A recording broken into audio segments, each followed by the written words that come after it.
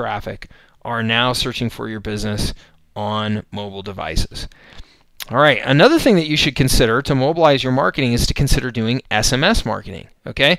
SMS marketing is just sending a text to somebody's phone. This is an incredibly powerful form of marketing. 97% of all SMS marketing texts are opened by recipients, and 95% are read within minutes of receipt. Okay, so compare that to email marketing. For those of you who have done some email marketing, you will know that, if you get a 10% open rate on an email campaign, that's considered pretty good now, versus 97% for SMS marketing. Okay, and they're read within minutes of receipt. Why? Because these are coming to people's phones that they have in their pockets, that they've set to vibrate, or chime some sort of bell when they get a new text message. So people are grabbing their phone to see who it is that sent them a message and opening it and reading it pretty much immediately. That makes for very, very powerful marketing, particularly for local businesses in a number of ways. So one of the most impactful ways is appointment reminders.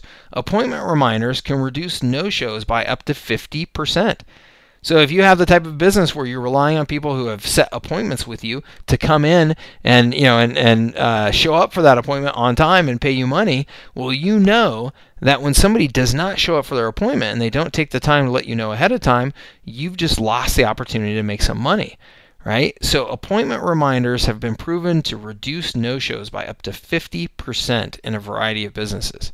So huge, huge benefit for appointment-based businesses. Now, the other thing is mobile coupons. Mobile coupons are super powerful. You can see a picture of just a simple mobile coupon here.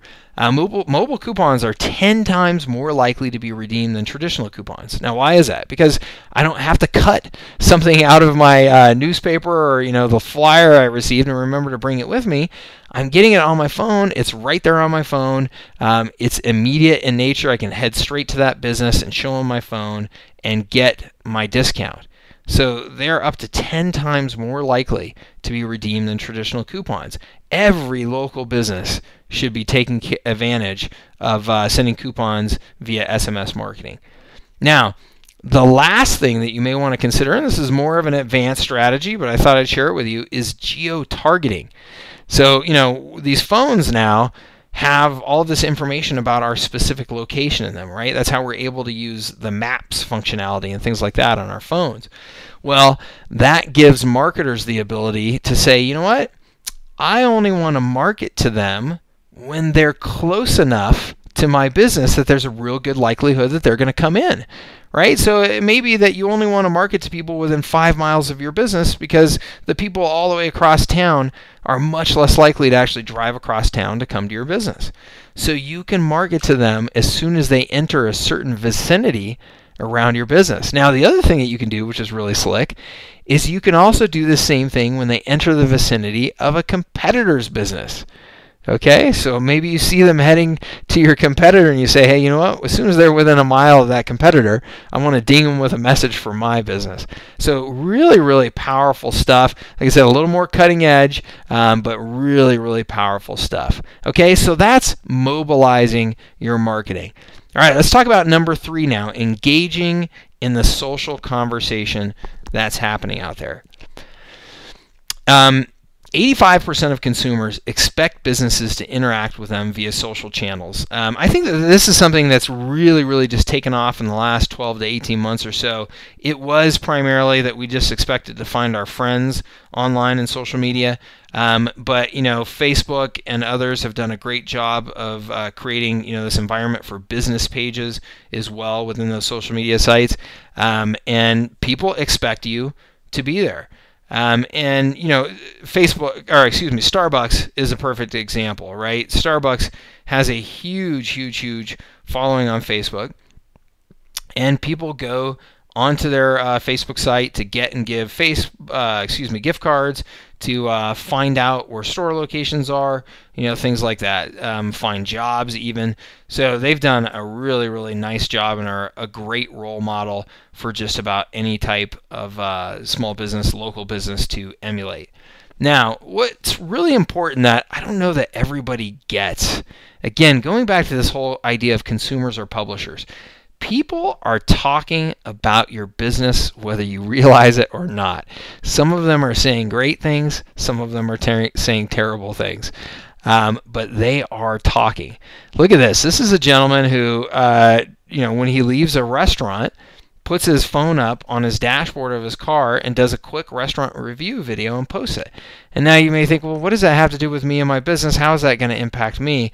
Well, look at how many views he has to this video. Down in the lower right-hand corner of that image, 35,000 views to this video.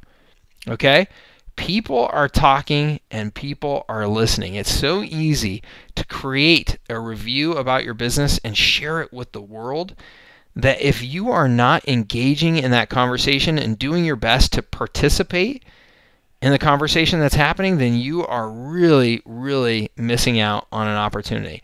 So you've got to take control of your story. You've got to start blogging, friending, following, sharing, tweeting, uploading, tagging, pinning, right? Updating. I know it sounds like a lot, but when you get into it and you get into the rhythm of it, it really is not that difficult, but it is critical. Okay, you need to create and share content that will help or entertain your clients and prospects. All right? If you're not, again, there is a conversation happening about your business out there. You're just not aware of it and you're not participating in it. And that's a dangerous position to be in today's day and age. One of the most impactful things that you can do, I showed you that gentleman making the videos earlier. Videos absolutely rock. Every type of business can make some sort of good video about their business. You can make educational videos. You can do videos that are interviews with your customers, videos that are interviews with your employees. You can do tours of your facilities. There is no end to the type of good content that you can come up with out there. And video is 50 times more likely to rank high in the search engines than a text-based piece of content, okay? People love videos. Video consumption is going through the roof, and because of that, the search engines love videos. So create good video content and get it out there, and you will be rewarded in the search engines. All right, finally here on the social side of things, I really want to recommend that you consider advertising in the social networks, and particularly on Facebook. Facebook is an amazing advertising vehicle. Its reach, its targeting precision, and its affordability and control are off the charts. Okay?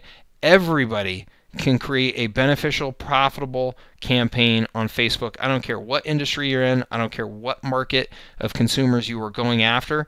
They are there on Facebook, and you will have the opportunity to present your ads to them and engage them by doing so. Okay, there are 155 million Facebook users in the U.S. and now over 1 billion actually throughout the world. I mean, it's just amazing when you think of how young that company is. I mean, they're now like the 6th largest country in the world if they were a country.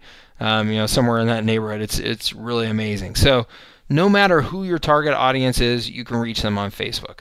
Doctors, okay, young mothers, professionals of every type, senior citizens, they're all on Facebook in massive, massive numbers.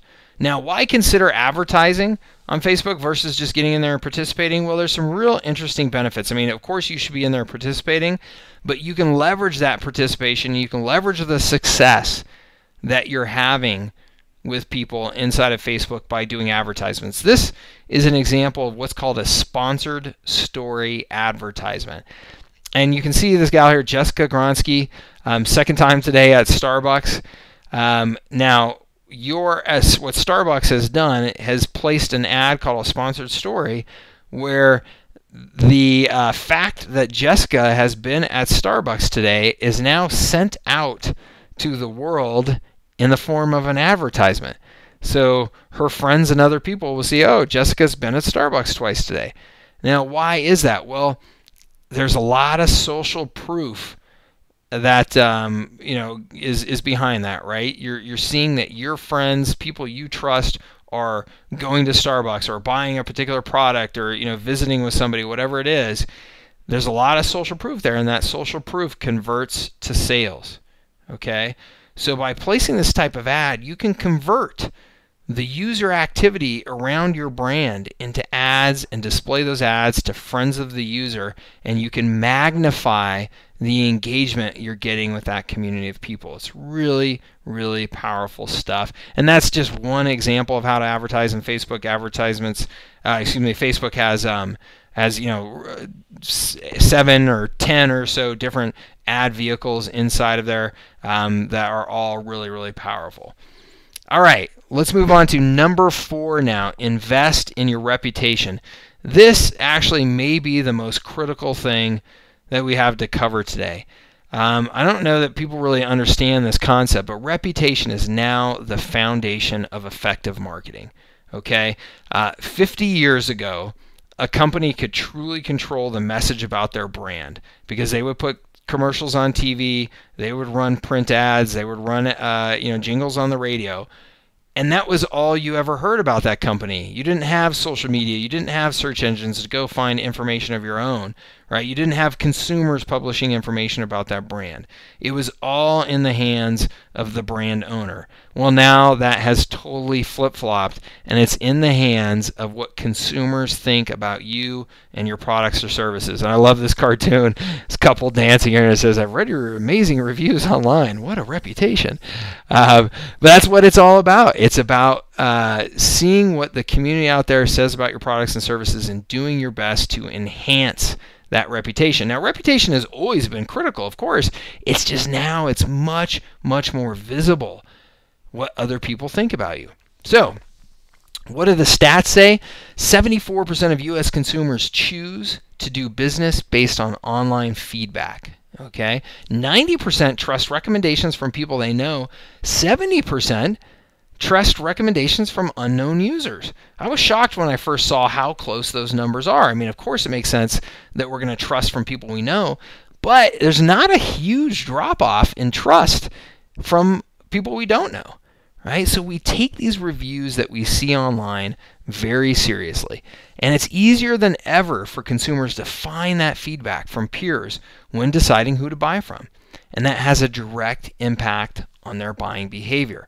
The proof here, as you can see, Google bought Zagat a while back, and why did they do that? Well, because Zagat had all of these reviews and all this information about what people thought about certain restaurants and hotels around the world, right? Zagat had done a great job creating these books where they had all of this information about about various restaurants and hotels out there.